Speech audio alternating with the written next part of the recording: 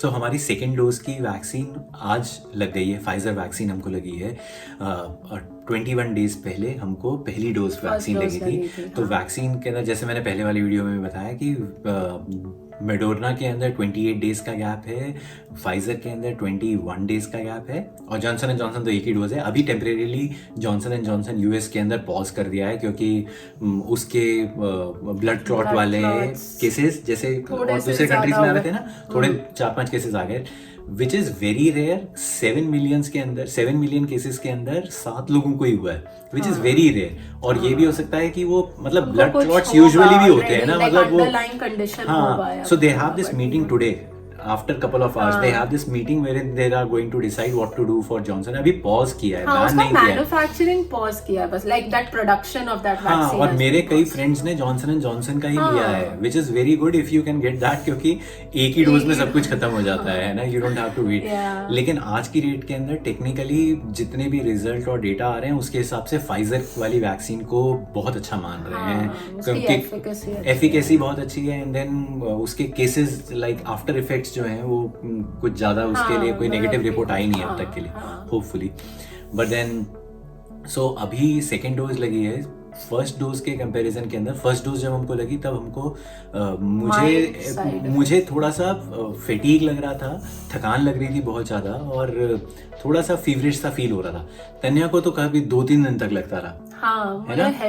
Headache तो इतना बुरा हुआ, मतलब फर्स्ट डोज के बाद सीवियर हेडेक हुआ। तो फिर रात को मेडिसिन ली, नहीं कॉफी पी, मेडिसिन नहीं ली, बट इतना ज्यादा था कि बाद में लग रहा था कि अगर ले लेते तो ठीक भी रहता, कोई दिक्कत नहीं थी। तो बहुत ज्यादा सीवियर हेडेक था और 1-2 दिन तक रहा इनफैक्ट। हाँ, मैं 2 दिन तन्या को 2-3 दिन तक रहा, है ना। तो फर्स्ट के बाद ये हुआ। अभी सेकेंड डोज के बाद बोलते हैं कि बहुत और ज्यादा बुरा होता है compare to first dose.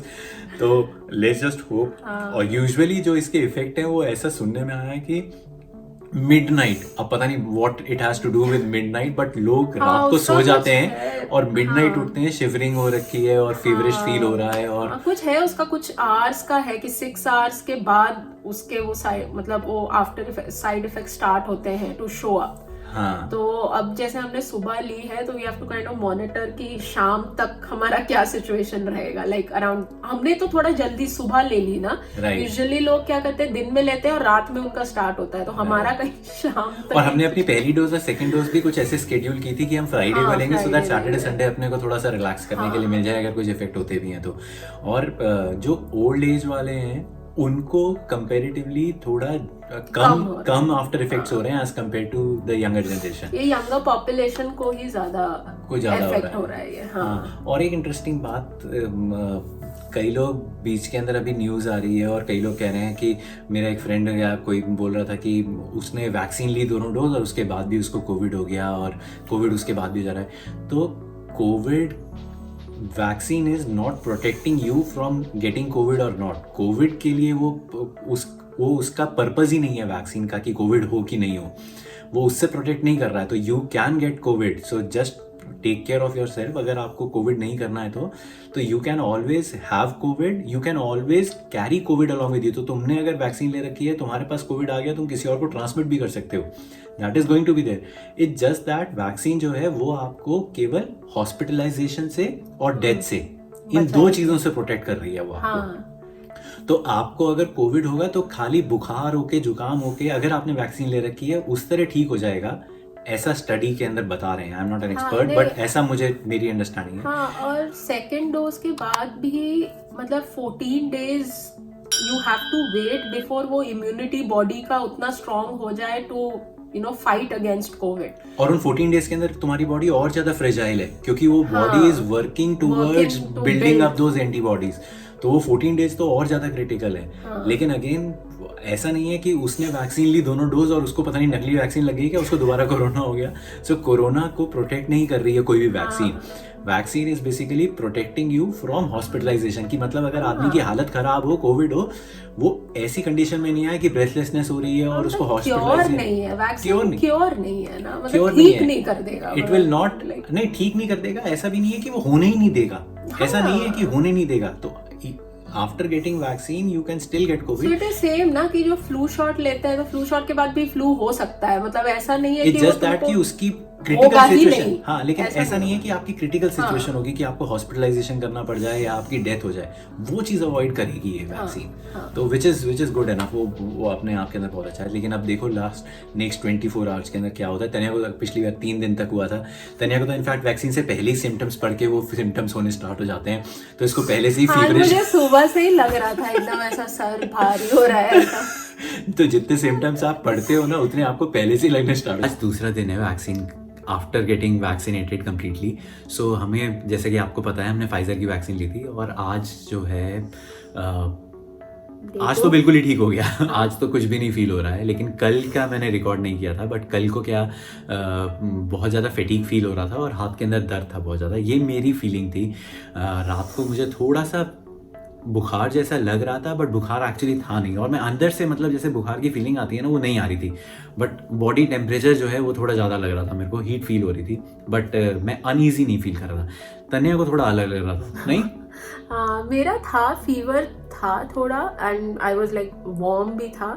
But other than that I think मेरा हेडेक बहुत ही सिवियर हेडेक था. एंड आर्म तो सोर, मतलब हाथ में तो दर्द है ही. लेकिन आज मेरा अभी भी हाथ में है दर्द, मतलब लिफ्ट करने में अभी भी थोड़ा दर्द है. और हेडेक बहुत सिवियर नहीं है जैसे कल हो रहा था, लेकिन आज भी है थोड़ा. तो आई होप कल तक अच्छा हो जाए, ठीक हो जाए.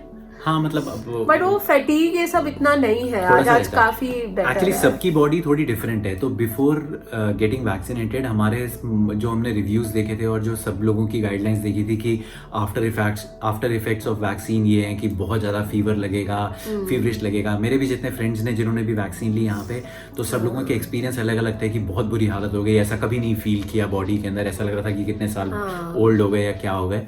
हमें ऐसा कुछ भी नहीं फील हुआ. मतलब थोड़ा सा अनईजी फील हुआ. फॉर्चुनेटली इतना सिवियर एकदम कुछ नहीं हुआ. मतलब था समथिंग कि हम वी कुड बेयर. राइट. मतलब सबकी बॉडी डिफरेंट है, तो सबको अलग अलग तरह का एक्सपीरियंस हो सकता है. सबको कुछ, किसी को कुछ.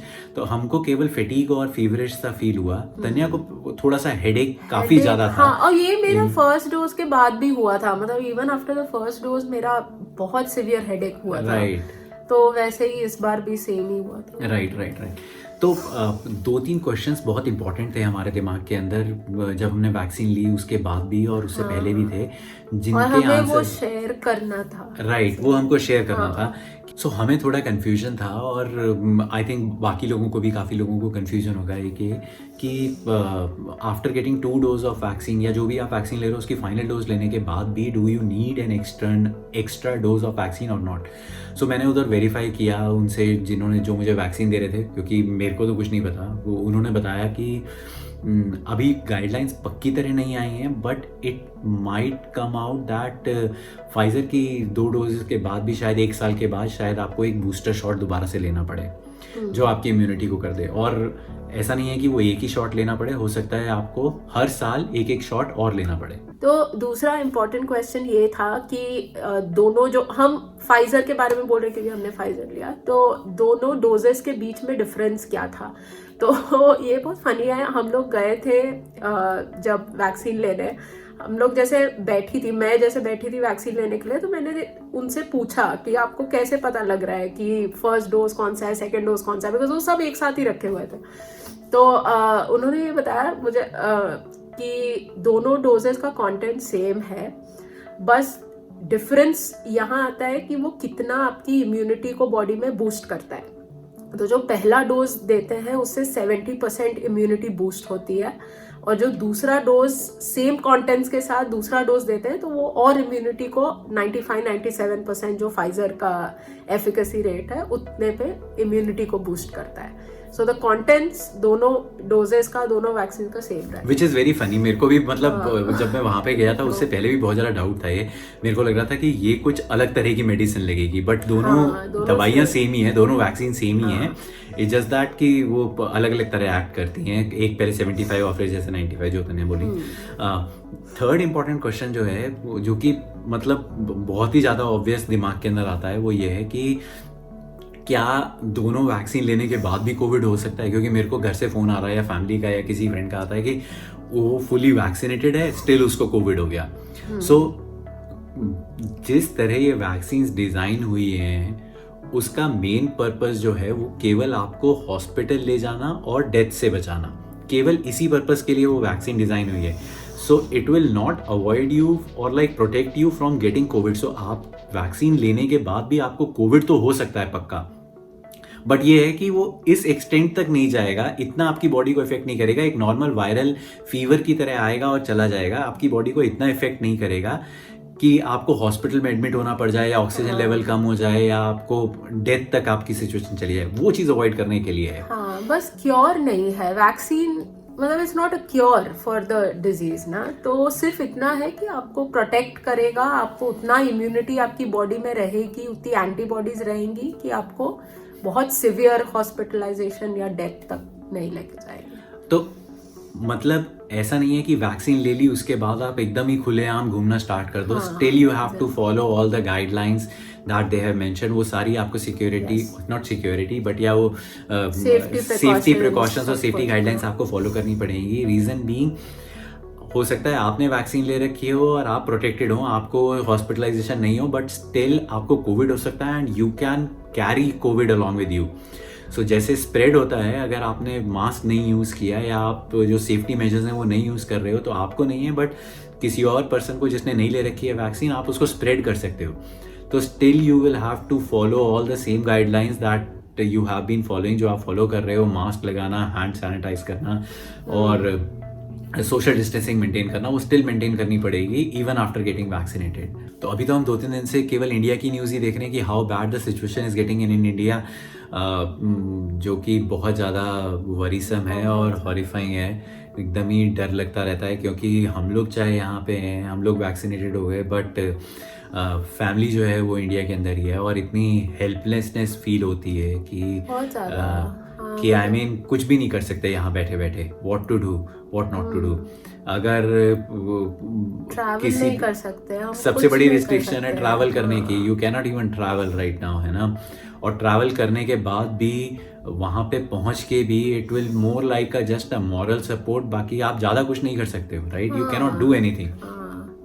मुझे तो उन फैमिलीज़ का लग रहा है कि जिनकी फैमिलीज़ के अंदर कोविड किसी को हो गया है, वो दूसरी, मतलब इट इज़ वेरी ऑब्वियस ना, जिस तरह वायरस स्प्रेड होता है तो फैमिली मेम्बर्स को प्रोटेक्ट करना और एक की आप सेवा कर रहे हो, जिसको आप टेक केयर कर रहे हो, जिसको कोविड हो रखा है, तो आसपास वालों को भी कोविड होने के बहुत ज़्यादा चांसेस हैं, which is really bad. I mean कैसे, क्या कोई ध्यान रखे या कैसे करे। सो इसलिए जितना ध्यान हम लोग पहले रख रहे थे कोविड से, जब कोविड इनिशियली स्टार्ट हुआ था कि बाहर से कोई सामान आ रहा है वो भी सैनिटाइज कर रहे हैं, कोई बाहर जा रहा है तब भी उसको सैनिटाइज कर रहे हैं, हाथ वॉश करना, मास्क लगाना, वो सब कुछ।